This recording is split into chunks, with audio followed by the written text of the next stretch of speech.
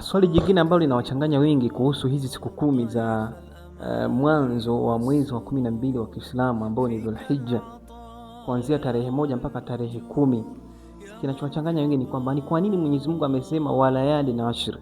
Mwenyezi Mungu ameapa kwa siku 10, na sisi kwa nini tunafunga siku 9 badala ya kufunga siku 10 katika huu mwezi? Kwa nini tusingefunga na siku ya 10? Mtume sallallahu alaihi wasallam amefunga hivyo, yani siku ni 10 bila shaka, ambazo ndizo siku bora kwa mwaka mzima. Yani katika maisha yako siku bora zaidi kuliko siku zingine ni hizo siku 10, toka umezaliwa mpaka unakufa. Siku bora ni hizo siku 10. Ukifanya matendo mema, Allah subhanahu wa ta'ala anakulipa malipo mengi sana ambayo ulikuwa hautarajii, ambayo huna matarajio nayo, na faida ya hayo matendo hutoyaona duniani kwa sasa.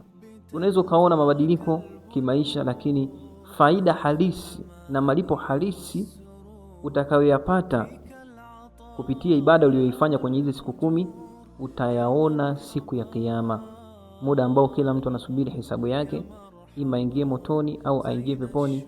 Ndio utaona faida ya hicho ulichokifanya.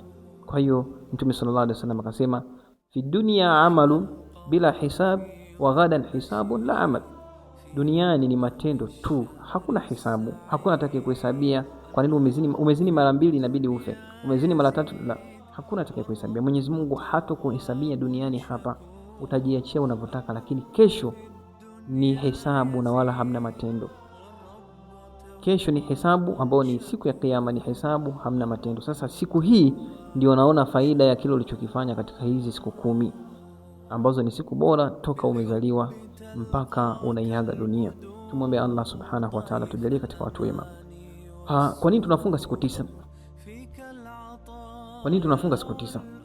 Tunafunga siku 9 kwa siku zenyewe ni 10 bila shaka, toka tarehe 1 mpaka tarehe 10 Dhulhijja.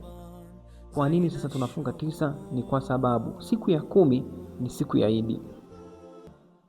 Nakumbuka hizi siku zinakusanya ibada nyingi, sio kwamba ni ibada zinazofanyika peke yake ni hizo ibada ya kufunga peke yake. Hapana, kuna ibada nyingi zinafanyika. Kuna ibada ya kuchinja, kuna ibada ya kufunga, kuna ibada ya swala.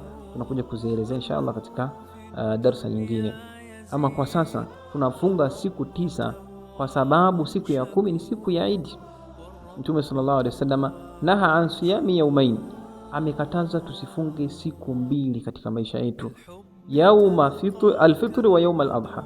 Tusifunge siku ya Eid al-fitr na tusifunge siku ya Eid al-adha. Yani tusifunge siku ya Eid kubwa na tusifunge siku ya Eid ndogo. Eid ndogo ni ile baada ya Ramadhan, kuna Eid, na Eid kubwa ni hii Eid baada ya kufunga hizi siku 10 au baada ya ibada ya Hija. Baada ya ibada ya Hija kuna Eid, ambayo hii ndio Eid ya mwisho kwa mwaka. Sasa hizi siku 2 Mtume sallallahu alaihi wasallam ameharamisha kufunga. Kwa hiyo zinabaki siku 9 ambao ni kuanzia tarehe 1 mpaka tarehe 9 Dhulhijja. Watu wanafunga, wanafanya ibada, na siku ya Eid ni yaumu aklin wa shurbin wa dhikrillah, ni siku ya kula, kunywa na kumtaja Allah subhanahu wa ta'ala. Tunaposema hivyo, unaweza ukajiuliza sasa, ni nani ambaye anaweza kufunga siku ya Eid? Unaweza ukajiuliza hivyo, hivi kuna mtu kweli mwenye akili timamu afunge siku ya Eid? Hapana. Lakini kuna watu wanafunga siku ya Eid bila kujua. Jamani, tahadhari. Uislamu unahitaji uwe na maarifa ya dini. Usiwe ni mtu wa kufuata mkumbo, usiwe ni mtu wa kufuata maelekezo kwamba fulani amesema hivi. La, soma dini, kwa sababu Mtume sallallahu alaihi wasallam anasema talabul ilmi fariida ala kulli muslimin wa muslima. Kutafuta elimu, kujifunza dini ni lazima kwa Muislamu wa kiume na Muislamu wa kike. Lengo ni nini? Lengo ni kwamba ili dini yako ulionayo uifanyie kazi kwa kutambua. Uifanyie kazi kwa kutambua. Sio mbona fulani ameenda kuswali, ngoja na mimi nikaswali. Hapana. Hapo bado haujitendea haki dini ambayo Mwenyezi Mungu Subhanahu wa Ta'ala amekushushia. Kutafuta elimu ya dini ya Kiislamu ni wajibu, ni lazima. Kul hadhihi sabili ad'u ila Allah ala basira ana wa man ittabani. Mwenyezi Mungu Subhanahu wa Ta'ala anamwambia mtume wake, waambie hii ni ndiyo njia yangu mimi mtume. Ninawaita watu na walingania watu waje katika hii dini, lakini ninapokuwa na walingania watu ala basira. Tena ninawafundisha kila ambacho nina elimu nacho. Mwenyezi Mungu amenifundisha tayari, nina elimu nacho, tunakifikisha. Lakini pia wale watakaonifuata pia wawe na elimu ya dini ala basira, ana wamanitabani. Hivyo basi na sisi ni wajibu kwetu kujifunza dini ya Mwenyezi Mungu ili tuishi katika mafunzo ya dini. Kuna watu wanafunga hii siku pasina kujua. Kuna watu leo ni Arafa, wamefunga kama kawaida, na sisi wanafunga kabisa Arafa. Wanafunga kabisa Arafa.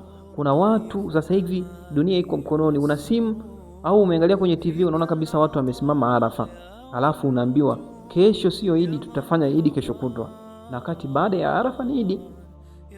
Yaani watu wapo Arafa, baada ya Arafa ni Idi.